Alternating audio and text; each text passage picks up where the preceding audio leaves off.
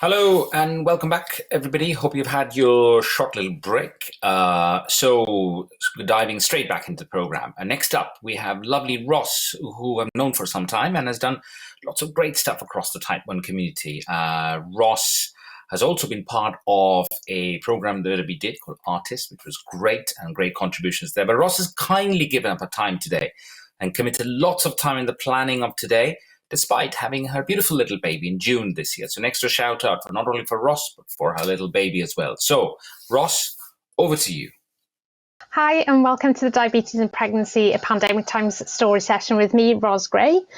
Just before I begin my talk, I'd just like to say that although I'm an infusion and training specialist with Roche Diabetes Care, today I'm speaking to you as a person with type 1 diabetes, and I'm not representing my employer. Therefore, any information shared is given as a personal opinion, and I am not sharing on behalf of Roche Diabetes Care.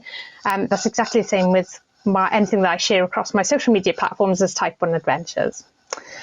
Anyway, on to today's talk. I wanted to just set the scene just before I go into the parts about type 1 diabetes and pregnancy, and just give you a little bit of background to myself and context. So I was diagnosed with type 1 diabetes in the early 80s, and this was just after I'd started walking as a baby. My rubbish claim to fame at the time is that I was the youngest person in the local area to have type 1 diabetes, although I know this has changed quite a lot in more recent years. I started off on just one injection a day, which is, again, very different to how people find that their diabetes is treated in the early days of since diagnosis. And this actually carried on for me until I was 6 years old, when it was only then did I move on to 2 injections a day. This was a mixed insulin, so a mix of cloudy and clear for those of you who were using injections in the 1980s, so a bit of background insulin and a bit of fast-acting insulin. I didn't actually start onto multiple daily injections until I was close to 16 years old, so it was quite a substantial time being on just 2 injections a day. And actually through all of this time, the only bit of technology I was really using was a blood glucose meter. I eventually started a carb counting course in my late 20s, and this is actually the first bit of education that I'd done myself, which is aimed as me as a person with type 1 diabetes rather than my parents doing all the learning. This course was a huge eye-opener for me and definitely started me on the road to diabetes technology. Just to give you an idea, through all of this time, the technology, as I said, was based all around blood glucose monitoring. And those images there just show the types of injections that I was on in the early days. And that blood glucose meter there, which was my first blood glucose meter, took 3.5 minutes to check your blood sugars, which as a baby, can you imagine that 3.5 minutes was really long for my parents waiting to find out if I was having a hypo or not. Okay, so just moving on a little bit then to peer support and my journey into technology. Although I was just getting started when I did the carb counting course and finding out more information about diabetes technology, I had a sudden change out of the blue with my diabetes, and I started to suddenly become insulin sensitive. And to this day, we're not really sure what caused that. But the result of that was that I was on half the dose of background or basal insulin compared to when I was in my late teens. This sudden change, though, actually made me want to find out more about diabetes technology and to find out what the latest things that were going on. And after a couple of events that I attended locally relating to diabetes and type 1 diabetes, I was told by a group of people about the GB Doc, or the Great British Diabetes Online Community, and I discovered the huge importance and significance of peer support. Through various groups then that I started following and joined, and I heard about and discussed with various people, I found out about things that were coming along in the world of diabetes, from trend graphs and sensors and things which I had not heard anything about previously, down to pump guidelines and criteria. And although I knew about pump therapy, I didn't really know whether that was something that I wanted. So I started to look into things like the NICE guidelines and the criteria. And after buying some sensors to track my blood sugars for about a month, I shared this information with my team. And they decided that actually pump therapy was something that I could probably do with, due to the severity of the hypos that I was having, particularly at night, and the fact that I was doing about 12 to 15 injections a day. So I was really, really grateful when they said that I qualified for a pump. So I started on the pump, and again, although there was a whole lot of learning with that, it was a huge game changer for me. The fact that I could do tiny amounts of insulin to match the sensitivity, or to completely suspend my insulin, was just mind-blowing. But it didn't mean that I wanted to stop learning. I wanted to find out more. So fast forward about 5 years or so, and after educating myself about the closed loop systems at various events, from different people's blogs, papers and research, and mainly having huge lengthy discussions with my team, I decided to venture into the world of closed looping for myself. Although it's been an absolute life-changing thing for me to go onto a closed loop system, I will say that it takes a whole lot of dedication, and it isn't a fix for diabetes, as some people would hope, but it does feel a whole lot closer to what your body should naturally be doing in terms of delivering insulin. Okay, so probably you're asking, where does pregnancy fit into this? Well, when I first thought about pregnancy, I was taken back to my clinic appointments, and I don't know if it was the same for anybody else or any other ladies who've got type 1 diabetes, but I felt like I was asked at pretty much every appointment whether I was thinking about having a child or was going to have a baby after I hit a certain age, or if the team found out I was in a relationship. Now, although I knew that there was a link with diabetes and pregnancy, and I knew that why in some ways what they were asking, I'm not sure I really knew the importance of why they were asking. So I, to be honest, didn't really think much of it until I was given a leaflet in one of my clinic appointments, where they went into the impact of diabetes on pregnancy and what that meant in terms of the mum having a lower HbA1c and a stable HbA1c through the pregnancy, and what that impact had for both the mum and baby. So having read that definitely opened my eyes a bit. And so I was really grateful for the technology that I had on hand to be able to look and make adjustments. And that was really, really important when I found out that I was pregnant. Being able to contact the team and to discuss in step-by-step stages what I needed to do was really significant. And particularly as the adjustments needed to happen from the moment I found out, to be perfectly honest, it was an overnight change that was needed, and it was quite drastic. Also, I was also quite well established on my closed loop journey, which is not something I would recommend that people just start closed looping when they find out they're pregnant. This was something that I had done for quite a while before I found out I was pregnant. And having already been on that, I knew that there were going to be a lot of adjustments that I needed to make, but that the technology could help me make those a lot easier. And again, as I mentioned previously, peer support was still significant.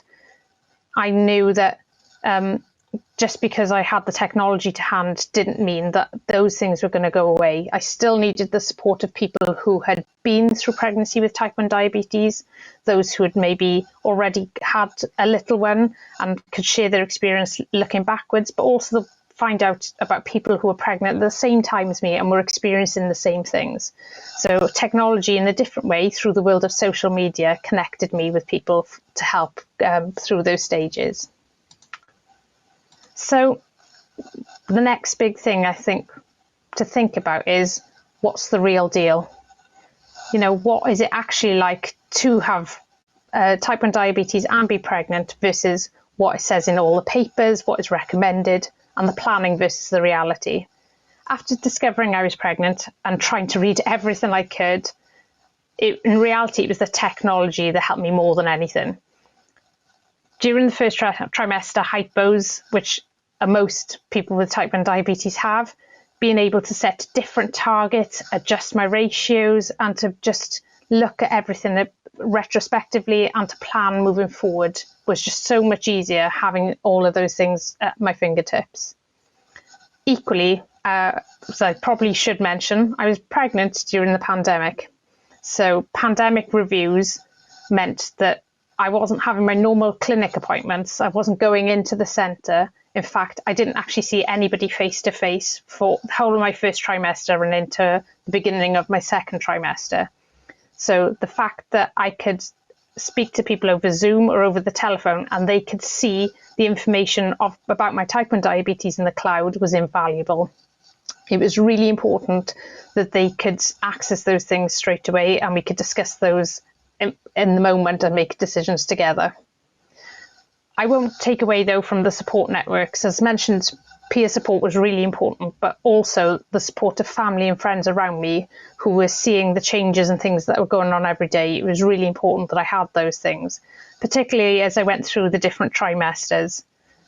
The adjustments that I needed to make in relation to my diabetes during those trimesters was crazy. In the first trimester, I was on substantially less insulin than I was before I was pregnant. And then by the third trimester, and just before I was giving birth, almost double the insulin. And all of those things don't just happen at set times. They happen out of the blue. So you need to keep reviewing and checking and planning what you're doing and discussing those things with your team. So again, the value of technology in that during the pandemic was really important. But particularly as I had to make some of those adjustments on my own in between those calls, and I could see and reflect on what was working well and what needed to change as well. Although I keep mentioning, as you've seen there's a couple of times on the slide, planning is really, really important. And I don't think you can take away from the fact that planning is significant prior to pregnancy in terms of trying to have a stable HbA1c, but also the planning for the different parts of the pregnancy journey through the different trimesters. I do recognise that not everybody is in that same position.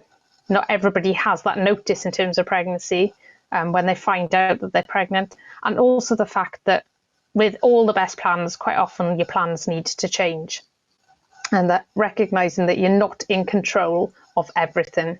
Despite the fact that I had managed to have a really healthy pregnancy, I'd managed to basically be well through all of it. I'd managed to keep my diabetes as stable as I possibly could, and my baby was in the normal weight range.